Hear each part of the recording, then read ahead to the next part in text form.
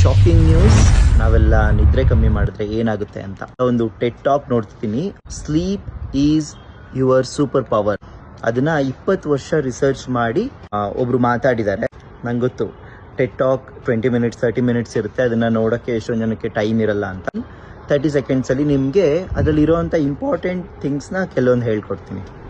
ಮೊದಲನೇದು, ನಿಮಗೆ ನಿದ್ರೆ ಏನಾದರೂ ನೀವು 5 ಗಂಟೆಗಿಂತ ಕಮ್ಮಿ ಮಾಡ್ತಿದ್ದೀರಾ, 24 ಅವರ್ಸಲ್ಲಿ 5 ಅವರ್ಸ್ಗಿಂತ ಕಮ್ಮಿ ಮಾಡ್ತಾ ಇದ್ದೀರಿ ಅಂತಂದರೆ ನಿಮ್ಮದು ರೀಪ್ರೊಡಕ್ಟಿವ್ ಹೆಲ್ತ್ ಅಂದರೆ ಹುಡುಗರಲ್ಲಿ ಗಂಡಸ್ತನ ಆ ಹಾರ್ಮೋನ್ 10 ವರ್ಷ ವಯಸ್ಸಾಗಿರೋರ ಥರ ಆಗುತ್ತೆ.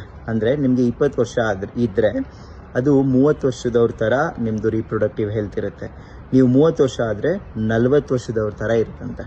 ವಿತ್ ಗರ್ಲ್ಸ್, ಲೇಡೀಸಲ್ಲೂ ಅಷ್ಟೇ ನಿಮ್ಮದು ರೀಪ್ರೊಡಕ್ಟಿವ್ ಹೆಲ್ತ್ ಹಾಳಾಗುತ್ತೆ ನೀವು 5 ಅವರ್ಗಿಂತ ಕಮ್ಮಿ ನಿದ್ರೆ ಮಾಡ್ತಾ ಇದ್ದೀರಿ ಅಂತಂದರೆ. ಸೆಕೆಂಡ್ ಪಾಯಿಂಟ್, ನಿಮ್ಮದು ಇಮ್ಯುನಿಟಿ. ನೀವು ಒಂದಿನ ಏನಾದರೂ 4 ಅವರ್ಗಿಂತ ನಿದ್ರೆ ಕಮ್ಮಿ ಮಾಡಿದ್ದೀರಿ ಅಂತಂದರೆ ನಿಮಗೆ ಸೂಪರ್ ನ್ಯಾಚುರಲ್ ಕಿಲ್ಲರ್ಸ್ ಇರುತ್ತೆ ಒಳಗಡೆ. ಅಂದರೆ ಬೇಡದಲ್ಲಿರೋ ಸೆಲ್ನ ಸಾಯಿಸೋವಂಥ ನ್ಯಾಚುರಲ್ ಕಿಲ್ಲರ್ಸ್ ಅದು 70% ಡ್ರಾಪ್ ಆಗೋಗ್ಬಿಡುತ್ತೆ. ಅಂದರೆ ಇಮ್ಯೂನಿಟಿ ಇಲ್ಲ, ನಿಮ್ಮದು ಬಾಡಿಗೆ ಸೇಫ್ಟಿ ಇಲ್ಲ, ನೀವು ಕಮ್ಮಿ ನಿದ್ರೆ ಮಾಡ್ತಿದ್ದೀರಿ. And third point, heart attack ಆಗೋವಂಥ ಚಾನ್ಸಸ್ ತುಂಬ ಜಾಸ್ತಿ, 24% ಜಾಸ್ತಿ ಆಗುತ್ತೆ. ಅಡಲ್ಟ್ಗೆ 7 to 8 ಅವರ್ಸ್ ನಿದ್ದೆ ಬೇಕೇ ಬೇಕು. 7 ರಿಂದ 8 ಗಂಟೆ ನಿದ್ರೆ ಬೇಕೇ ಬೇಕು. ಇವತ್ತು ರಾತ್ರಿ ಎಷ್ಟು ಗಂಟೆಗೆ ನಿದ್ದೆ ಮಾಡ್ತೀರಾ ಹಂಗಾದ್ರೆ?